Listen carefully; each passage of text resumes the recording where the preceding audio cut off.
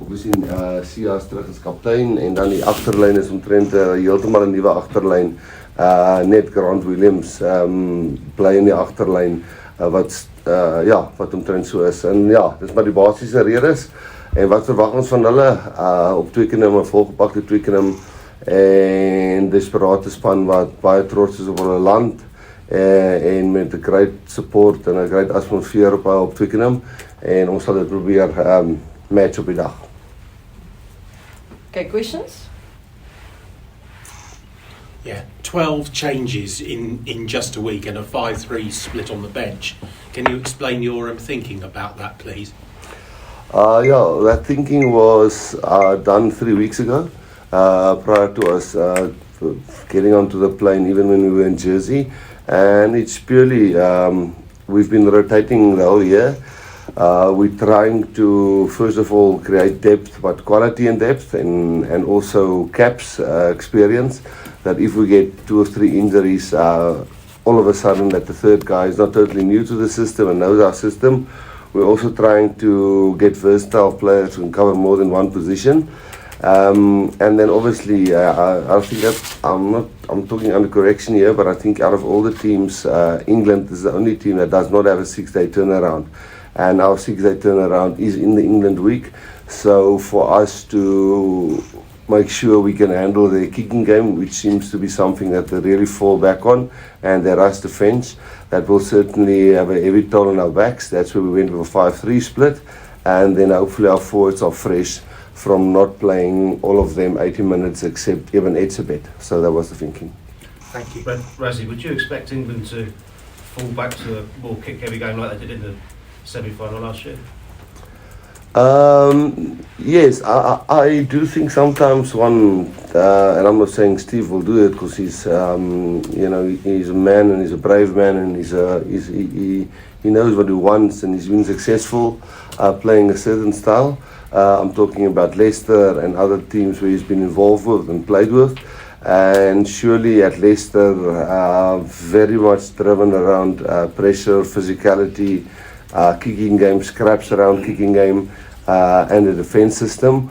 When you lose 2 games, even if it's by a point or last minute try, the pressure do start to build. I've been there. I certainly know how quickly that can get to you, and then one normally falls back onto what works for you. I think they've been successful like that in the past. So we very much expect them to try and squeeze us with the kicking game. Lloyd, and then over there. Russ, obviously the name that stands out is Wilco Low. It's been a while, and just talk us through what he's been like in camp and what you're expecting from him, and maybe how he's developed since he was last year. Yeah, I think again, if you look, what we're trying to do there is, without making the Springbok jersey cheap, we always know when a player plays there, hopefully he can not just be a 1 test match or a 2 test match. I know he's got 8 or 10 or something like that already, but if you look, France, is not a lighty anymore. He's not young anymore. We're really trying to prolong some guys' careers and see who can make it till the next World Cup, and by that we'll have to rotate. France is actually rotating now because he's got an injury. A guy like Trevor, we want him to get proper game time at the Sharks week in and week out before we look at him again. We know what we have in Vincent. We've now seen how well Thomas did last week, and we've got the opportunity now to see what Wilco have. And we don't think picking Wilco will, if we do lose this game, it will not be because of Wilco. He's come up leaps and bounds, and he's certainly a very good scrummer. And just like we didn't consider Jean Klein for this weekend because he just hasn't trained a lot with us, we didn't consider Wilco last weekend because he's now only been with us for 2.5 weeks. So we thought this would be the good game for him to get a chance. England have struggled in the 4th quarter in a couple of their last matches. They lost it in the last couple of plays in the last couple of weeks. Can I ask what you put that down to? Have you seen any sort of threats between the players? For me to comment on why our other team doesn't finish in the last couple of minutes is difficult.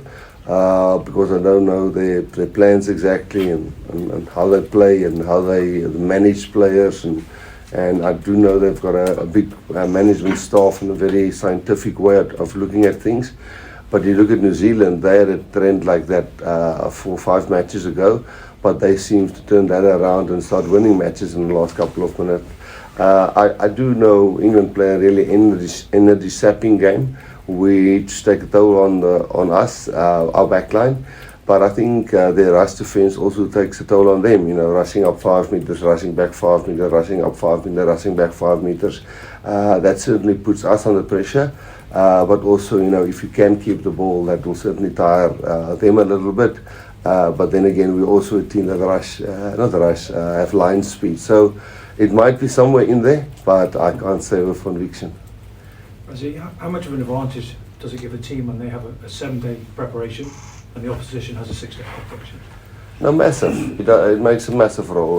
The one basically have 2 training days in which you must put in all your departments, and you know that's why we already picked the backline for England the previous week. You know, the guys Jesse, Damien, Cheslin, Kirtley, Fussy, those guys.